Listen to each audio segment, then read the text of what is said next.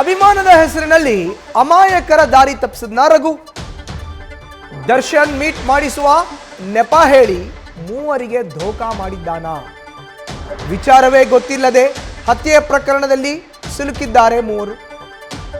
ಅನು, ರವಿ, ಜಗದೀಶ್ ತಲೆಗೆ ಸುತ್ತಿದ ರೇಣುಕಾ ಹತ್ಯೆ ಆರೋಪ ಏನಿದೆಯಲ್ಲ, ಆ ಮೂವರು ಕೂಡ ಬಡ ಹುಡುಗರು. ಅವರು ಅಭಿಮಾನದ ದುರುಪಯೋಗವನ್ನ ರಘು ಮಾಡಿಕೊಂಡ ಅನ್ನೋ ಪ್ರಶ್ನೆ ಎದುರಾಗಿದೆ. ಆಟೋ ಹೊಡ್ಕೊಂಡು ಜೀವನ ಮಾಡೋಣ ಸರ್. ಕಷ್ಟದಿಂದ ಲೋನ್ ತಗೊಂಡು ಆಟೋ ಹೊಡ್ಕೊಂಡು ಅವ್ರ ಮನೆ ನಡೆಸ್ತಿದ್ದ. ಅವ್ರ ಮನೆ ಕಟ್ಟೋಕ್ಕೂ ಇದು ಇಲ್ಲ, ಆಟೋ ಬಾಡಿಗೆ ಅಂತೇಳಿ ಹಿಂಗೆ ಮೋಸ ಹೋಗಿದ್ದಾನೆ ಸರ್. ಅವ್ರ ಮನೆಗೆ ತುಂಬ ಭಾಳ ಕಷ್ಟ ಇದೆ. ಅವ್ರ ಸ್ನೇಹಿತ ನಾನು, ಹಿಂಗಾಗಿದೆ ನೋಡಿ ಸರ್. ಬಾಡಿಗೆ ಅಂತ ಹೋದ ಹಿಂಗೆ ನ್ಯೂಸ್ ಬಂತ, ಟಿ ವಿಯಾಗ ಬಂತ, ಅವಾಗೇನು ಸರ್ ನಾವು ನೋಡಿದ್ವಿ ಹಿಂಗಾಗಿದೆ ಅಂತ.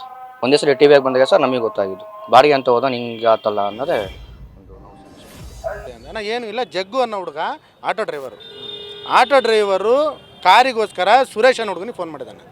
ಅಣ್ಣ ಬಾಡಿಗೆ ಗಾಡಿ ಕಳಿಸು, ಬೆಂಗಳೂರಿಗೆ ಹೋಗ್ಬರೋದು ಅಂತ. ನಮಗೇನು ಸರ್, ಬಾಡಿಗೆ ಫಸ್ಟ್ ಮೇನ್ ನಮಗೇನು ಬಾಡಿಗೆ ಈ ಸುರೇಶ್ ಏನು ಮಾಡಿದಾನೆ, ಅವನು ಚಿಕ್ಕಮಗಳೂರಿಗೆ ಬಾಡಿಗೆ ಹೋಗ್ತಿದ್ದಾನೆ. ಚಿಕ್ಕಮಗಳೂರಿಗೆ ಬಾಡಿಗೆ ಹೋಗೋದ್ರಿಂದ ಹಿಡಿದು ಅವನು ಏನು ಮಾಡಿದಾನೆ, ರವಿಗೆ ಫೋನ್ ಮಾಡಿದಾನೆ. ರವಿ ಊರಲ್ಲಿ ನಿನ್ನೆ ಬೆಂಗಳೂರಿಗೆ ಬಂದು ಮನ್ಕೊಂಡಿದ್ದಾನೆ. ರವಿ ಫೋನ್ ಎತ್ತಿ ಅಣ್ಣ ಏನು ನಂಬರ್ ಕೊಟ್ಟು ಬಾಡಿಗೆ ಮಾತಾಡ್ಕೊಳ್ಳಪ್ಪ ಅಂತ. ಅವ್ನು ಜಗ್ಗಿಗೆ ಫೋನ್ ಮಾಡ್ಬಿಟ್ಟು ಇವನು ಬಾಡಿಗೆ ಮಾತಾಡೋಣ. 10 ರೂಪಾಯಿ ಕಿಲೋಮೀಟ್ರು, ಡ್ರೈವರ್ ಬೇಟ, ಟೋಲು, ನಮ್ದು ಇದಿರುತ್ತೋ ಅದನ್ನೆಲ್ಲ ಮಾತಾಡ್ಕೊಂಡಿದ್ದಾನೆ. ಮಾತಾಡ್ಕೊಂಡು JC ಎಲೆಕ್ಟ್ರಿಷಿಯನ್ಗೆ ಬಾರಪ್ಪ, ಜಲ್ದಿ 10 ನಿಮಿಷ ಬರಬೇಕು ಅಂತ ಹೇಳಿ. ಏನಕ್ಕೆ ಬೆಂಗಳೂರಿಗೆ ಹೋಗಿ ನಾವು ಸರ್ ನಾವು ಏನಂತ ನಮಗೇನು ಕೇಳೋಣ ಸರ್. ನಮ್ದೇನು ಟ್ಯಾಕ್ಸಿ ನಮ್ದೇನು ವರ್ಕ್ ನಾವು ಅದನ್ನು ಮಾಡ್ಬೇಕಷ್ಟೇ. JC ಎಲೆಕ್ಟ್ರಿಷಿಯನ್ಗೆ ಬರ್ರಿ ಅಂದ್ರೆ JC ಎಲೆಕ್ಟ್ರಿಷಿಯನ್ಗೆ ಗಾಡಿ ಬಂದಾನೆ ಹುಡುಗ. ಬಂದಮೇಲೆ ಮತ್ತೆ ಕಾಲ್ ಮಾಡಿದಾನೆ ಯಾರಿಗೆ, ಜಗ್ಗುಗೆ.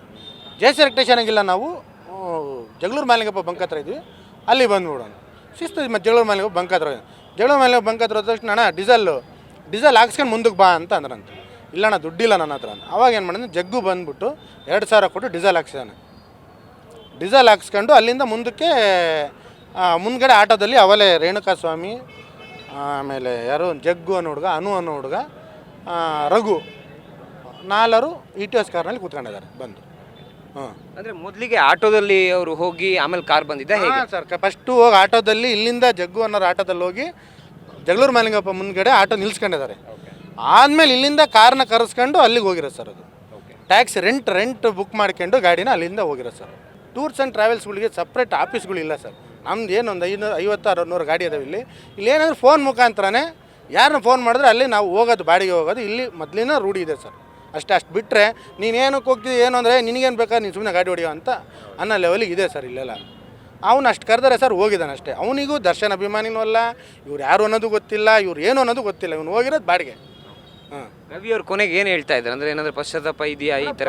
ಅಲ್ಲ, ಅವ್ನು ಪಶ್ಚಾತ್ತಾಪ ಅಲ್ಲ, ಭಯ ಪಟ್ಟಿದ್ದಾನಣ್ಣ. ಅವನು ಹೆಂಡ್ತಿ, ತಂದೆ ಇಲ್ಲ, ತಾಯಿ ಹ್ಯಾಂಡಿಕ್ಯಾಪು, ಹೆಂಡ್ತಿ ಮಕ್ಕಳಿಗೆ ಮಗ ಒಬ್ಬನು, ಅವನು ಒಂದು ಸ್ವಲ್ಪ ಕಾಲಿಗೆ ರಾಡ್ ಹಾಕ್ಸ್ಕೊಂಡ್ಬಿಡ್ತಾನಂತೆ. ಅವ್ನಿಗೆ ಹೊಡೆದು ಬಿಡ್ತಾರನ್ನ ಭಯ. ಅದಕ್ಕೆ ಬೇಡಪ್ಪ, ಯಾಕೆ ಹೊಡಿತಾರೆ, ನಿನ್ನ ಕಾನೂನು ಪ್ರೀತಿ, ನೀನು ಹೋಗು, ನಿನ್ನ ಏನಾಯ್ತೋ ನಿನ್ನ ನ್ಯಾಯವಾಗಿ ನೀನು ಏನು ಮಾಡಿದೆ ಅಷ್ಟು ಹೇಳು, ಅಷ್ಟು ನಿನ್ನ ನ್ಯಾಯ ಸಿಗುತ್ತಪ್ಪ, ಅದ್ರ ಬಗ್ಗೆ ನಾವು ವಿಶ್ವಾಸ ಕೊಡ್ಬೋದು. ನೀನು ಓಡೋದ್ರು ಇದು ಈಗ ಮೂವರು ಬಡ ಹುಡುಗರ ಮೇಲೆ ಕೇಳಿ ಅಂತ ಒಂದು ವಿಚಾರ. ನೇರವಾಗಿ ಚಿತ್ರದುರ್ಗದಿಂದ ಬೆಂಗಳೂರಿಗೆ ಏನು ರೇಣುಕಾ ಸ್ವಾಮಿನ ಕರ್ತಂದ್ರಲ್ಲ, ಅದರಲ್ಲಿ ಆಟೋ ಓಡಿಸ್ಕೊಂಡು ಜೀವನ ಸಾಗಿಸ್ತಾ ಇದ್ದಂಥ ಯುವಕ ಅನು, ಇನ್ನೊಬ್ಬ ಈಗ ರವಿ ಕಾರನ್ನ ಬಾಡಿಗೆ ಅಂತ ಓಡಿಸ್ಕೊಂಡು ಜೀವನವನ್ನು ನಡೆಸ್ತಾ ಇದ್ದಂಥವನು. ಅವನು ಈಗ ಈ ಸಂಕಷ್ಟದಲ್ಲಿ ಆರೋಪಿಯಾಗಿದ್ದಾನೆ, ಆರೋಪಿ ನಂಬರ್ 8. ಇನ್ನು ಆರೋಪಿ ನಂಬರ್ 6 ಆಟೋ ಓಡಿಸ್ಕೊಂಡು ಜೀವನ ಮಾಡ್ತಾ ಇದ್ದ ಜಗದೀಶ್ ಅನ್ನೋ ಆರೋಪಿ. ಇವರು ಕೂಡ ಈಗ ಸಿಲುಕೊಂಡಿದ್ದಾರೆ ಈ ಪ್ರಕರಣದಲ್ಲಿ. ಈ ಮೂವರು ಕೂಡ ಯಾವ ರೀತಿ ಇವರಿಗೆ ನ್ಯಾಯ ಸಿಗತ್ತೆ ಅನ್ನೋದು ಸದ್ಯ ಕುತೂಹಲ ಇರೋ ಅಂತ. ನ್ಯೂಸ್ ಫಸ್ಟ್ ನಿರ್ಭೀತಿಯಿಂದ ನಿಮ್ಮ ಪರವಾಗಿ.